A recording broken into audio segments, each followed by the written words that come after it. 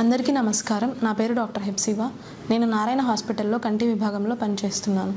ఇవాళ మనం జాతీయ నేత్రదాన పక్షోత్సవాలు, వాటి అవగాహన, ఆవశ్యకత గురించి మాట్లాడుకుందాం.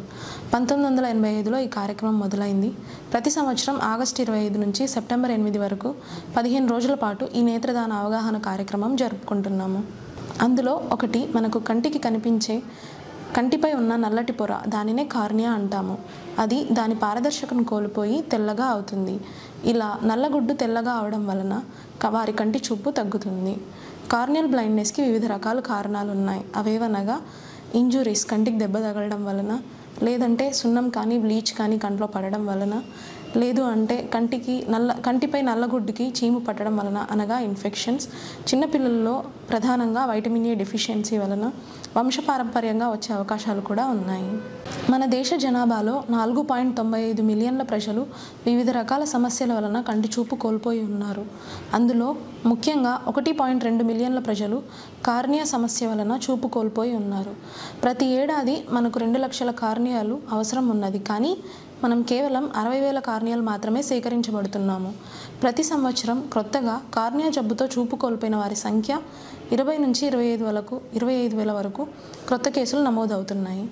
ప్రధానంగా ప్రతి ఏడాది ఆగస్టు 25 నుంచి సెప్టెంబర్ 8 వరకు ఈ అవగాహన కార్యక్రమం నిర్వహించడం జరుగుతుంది.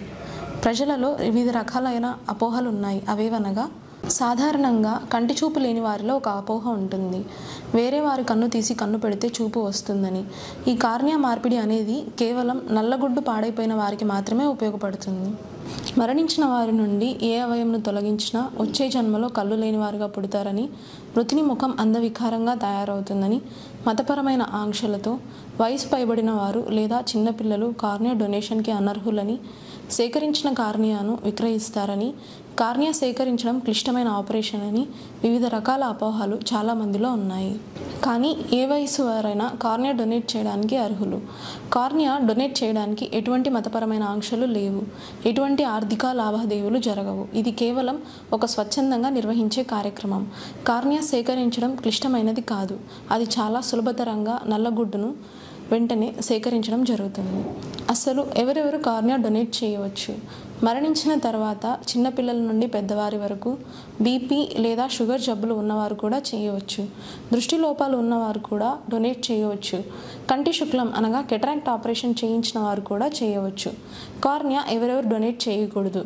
HIV, hepatitis B, hepatitis C, rabies, septicaemia, sepsis, leukaemia, meningitis, encephalitis, poisons. ఈ కారణాలతో మరణించిన వారు కార్నియా డొనేషన్కి అనర్హులు. మరణించిన వారి సంబంధుల అంగీకారంతో మాత్రమే కార్నియా సేకరించడం జరుగుతుంది. మరణించిన వెంటనే 6 గంటల లోపు సంబంధిత ఐ బ్యాంక్కి లేదా హాస్పిటల్ సిబ్బందికి వెంటనే ఫోన్ చేసి తెలియపరచవలెను.